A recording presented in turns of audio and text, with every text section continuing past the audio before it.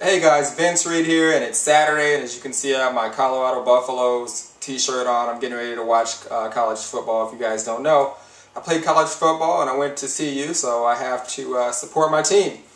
Really quickly, you guys, today is actually September 11th, so I wanted to just take a moment just to remember everyone who lost their lives, all the men and women who literally put their neck on the line to help a lot of people, and to all of the troops and soldiers today who continue to keep us safe. So I wanted to really do that today. A few things I wanted to talk about, you guys, in today's classroom session was a few things. Promoting your business. Okay, I know we really want to get into how I can help you guys bring more people into your primary business. And I think some of the things that happens often is people feel like they have to sell their opportunity or their business. And the people that have the most success are the people who are active, who are just putting a lot of information on the internet, on blogs and articles, just sharing valuable information about their company. I mean, it could be something as simple as, hey you guys, I currently utilize this product. Here are some of the features and the benefits of using it. If you have any questions about my particular product, be sure to email me or contact me at this phone number. And you'll be surprised that by you simply just sharing information, not asking anyone to join, because people are constantly looking for information before they make a decision. You want to be the one giving them the information. So, there's really no need to sell anything with business. It's really you just giving the information that you need, and you'll have success. All right, one thing I wanted to do is kind of get into sharing with you guys how you're going to get into that top 3%. Okay, because it doesn't matter if you're in business or whatever it is that you're doing. Most of the time there's a 97% failure rate with companies, whether it's home business, whether it's a brick and mortar business. And I wanted to kind of talk to you guys a little bit about how you can get into the top 3%, because typically the top 3% are the ones that are making all the money. So let's take a look at the board right here. You guys have all seen this. If you guys know who Robert Kiyosaki is and you've read the book Cash Flow Quadrant, you've seen this formula. And what the E stands for is employee, self-employed for S, and B is the business owner, and I is investor. And typically what you see all the time is someone telling you, you don't want to get on the right side of the quadrant. But if we go to what I just said, 97% of individuals fail, whether they're a business owner, investor. I mean, look at the economy. A lot of investors, lost everything. Okay, but there were a lot of people who were investors and business owners who continue to make money. So what I want to do is give you my formula for what I've kind of come up with, which is kind of taking this formula to another level. Okay, so essentially what the E side is you're an employee of a business or a company. You come in, you work for that company, you make whatever it is that the owner basically sets aside for you. Okay, and then what you're told here is, some people typically go into a self-employed mode where maybe they join a business, okay, maybe a home business industry, or maybe you're a realtor, you're self-employed, you're working for yourself. Okay, now the business owner essentially has employees, okay, they have payroll, they're incorporated, they have tax shelters, they're doing things to really give themselves an advantage, okay? And then, I is you're an investor, you're starting to invest, in yourself, possibly assets, things like that. That doesn't mean you're going to have success. Okay, this is just where you want to be, and the most wealthy people in the world are on this side of the quadrant. So what I want to do right now is show you what really you want to be thinking, and I want you to see the difference in my own approach. Now this is something I kind of looked at today, because I was thinking about this, because for a long time I was here, and I did okay, but it didn't create the financial freedom until I made a few basic changes to this model.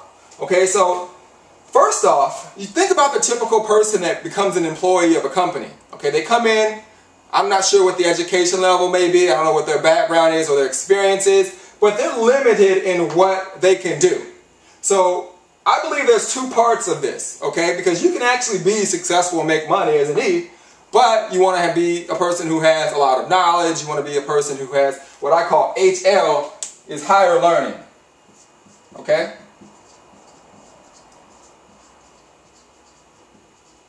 Okay, so I'm going to put that right here. And that's HL.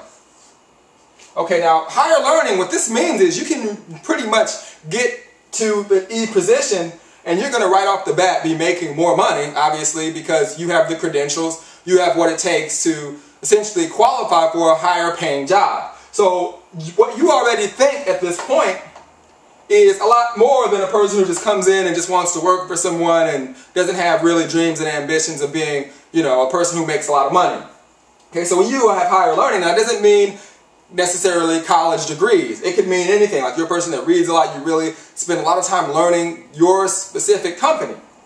Okay, so that's HL. So you automatically are, you know, in at a higher level. So what happens here, because you understand and you're already making money, you already have that drive to make more. So you come over and you say, you know what, I want to be self-employed because I can dominate what I'm doing. I see what's happening here, so I want to become more independent, become self-employed. So what you end up doing here is your PVL, which most of you guys have heard before, and you hear it from Mike Dillon all the time. It's called your personal value level. And that's when you essentially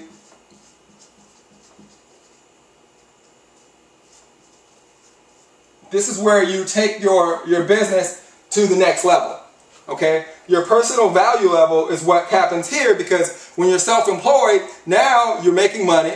You want to essentially learn more of what it takes to be better at what you're doing. So you then add the PVL here.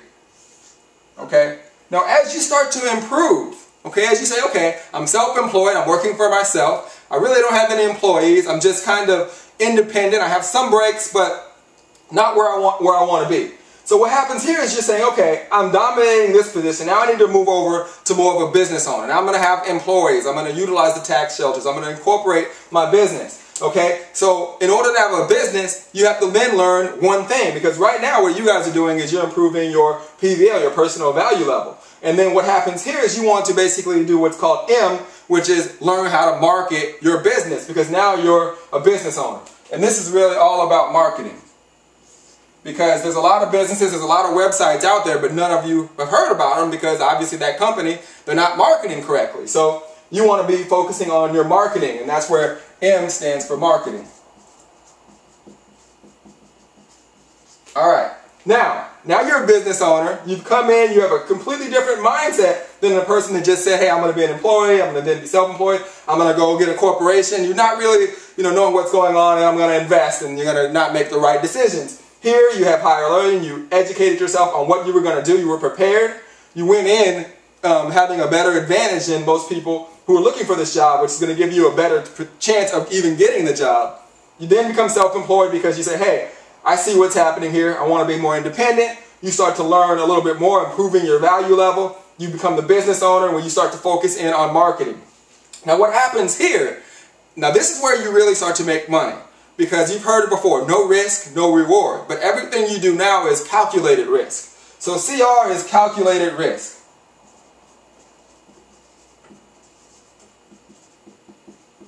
Okay, so you have CR, which is calculated risk. Now, this is where you have that feeling like, man, I don't know if I should do this. I don't know if I want to, take that chance. The people who make the money, they take that chance. But it's more of a calculated risk. Okay, if you're a person that in the down economy you save and you hoard money, ultimately it's still going to catch you, it's going to swallow you up because you're not doing anything to basically create more wealth. So as you are learning to take calculated risks because you're a business owner and you're marketing your business, you're able to create leverage, you guys, and that's when you're basically making multiple income, okay, and you have your different streams. Alright? And that's when that comes here. And that's when you start to make money.